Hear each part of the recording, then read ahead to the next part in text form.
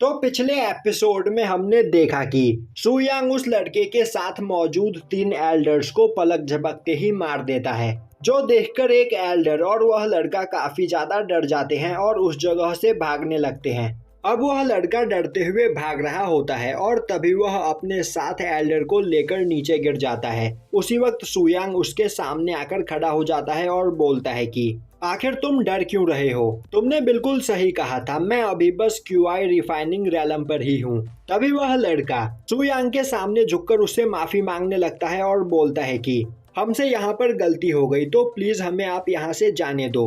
वहीं वह सोच रहा होता है कि एक बार अपने सेक्ट में पहुंचकर मैं वहां से अपने सबसे पावरफुल वॉरियर्स यहाँ लेकर आऊंगा और पूरे टियानलान सेक्ट को डिस्ट्रॉय कर दूंगा।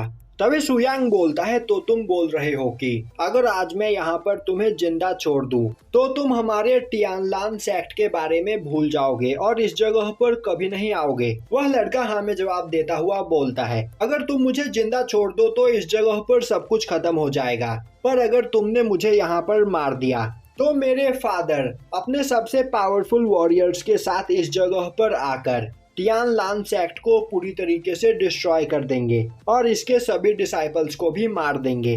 सुयांग बोलता है, कोई बात नहीं, तुम्हें मारने के बाद मैं तुम्हारे फादर को भी ठिकाने लगा दूंगा। तो अब यहाँ पर मैं तुम्हें एक डरावनी मौत देना चाहता हूँ। जिसके बाद वह उस लड़के को भी मार देता है। अब यह देखकर वहाँ मौजूद एल्डर काफी ज्यादा डर जाता है और सुयांग से माफी मांगने लगता है। तभी सुयांग उसके पास जाता हुआ बोलता है, आखिर तुम्हारी पर्सनैलिटी इतनी जल्दी चेंज कैसे हो गई? थोड़ी देर पहले तो तुम बहुत बकवास कर रहे थे। अब हमें दिखाया जाता है कि टियानलान सेक्ट में एक जगह पर सभी डिसाइपल्स ट्रेनिंग कर रहे होते हैं। तभी वहां पर आसमान का कलर चेंज हो जाता है और अब आसमान से एक काफी खतरनाक लाइटनिंग स्ट्राइक उन सभी डिसाइपल पर होती है, जिससे वह सभी लोग काफी बुरी तरीके से घायल हो जाते हैं। और यह लाइटनिंग स्ट्राइक एक पर्सन ने किया होता है और यह पर्सन कोई और नहीं बल्कि उस लड़के का फादर होता है, जो अपने सबसे पावरफुल वॉरियर्स के साथ अपने बेटे की मौत का बदला लेने के लिए टियानलान सेक्ट में आया हुआ होता है।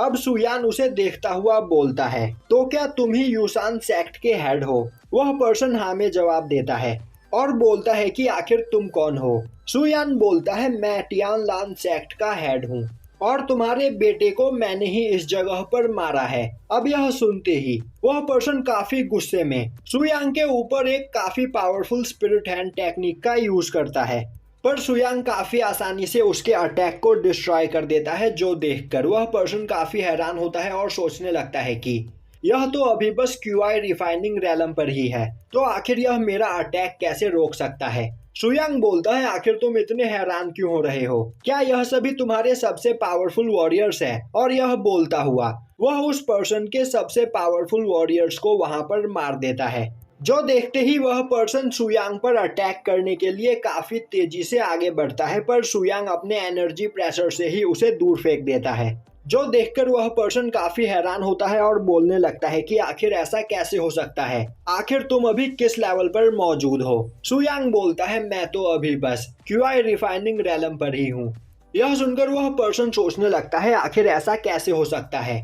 मेरी पावर जिंडांग रैलम की है, पर मैं यहाँ पर एक क्यूआई रिफाइनिंग रैलम के पर्सन को नहीं हरा पा रहा हूँ। जिसके बाद वह एक सिग्नल भेजते हुए अपने यूसान सेक्ट के एंसेस्टर को उस जगह पर बुलाता है। अब वह एंसेस्टर उस जगह पर आकर गुस्से में बोलता है, आखिर किसकी हिम्मत हुई मेरे यूसान सेक्ट के लोगों को परेशान करने की? तभी वह सुयांग को देखता हुआ बोलता है, मेरे दोस्त, मुझे नहीं पता कि आखिर इस जगह पर क्या हुआ है, पर अगर तुम चाहो तो हम इस जगह पर बैठकर बात कर सकते हैं। और यह बात तो तुम्हें भी पता होगी कि तुमने हमारा जो नुकसान किया है उसकी तुम्हें भरपाई करनी होगी। तो मैं तुम्हें जान से मारना नहीं चाहता, तो चलो हम बैठकर बात करते हैं। तभी सुयांग बोलता है, मैंने कब कहा कि मैं इस जगह पर बात करना चाहता हूँ? मैं मानता हूँ कि तुम कमजोर हो, तो मेरे पैरों में गिरकर मुझसे माफी मांग लो, मैं तुम्हें जाने दूंगा। यह सुनते ही एंसेस्टर गुस्से में बोलता है, तुम अभी बस क्यूआई रिफाइनिंग रैलम पर हो और इतने बड़े बोल रहे हो, तो अब मरने के लिए तैयार हो जाओ। जिसके बाद वह उस जगह पर एक 7 किलिंग फॉर्मेशन बनाते हुए सुयांग को मारने के लिए तैयार हो जाता है।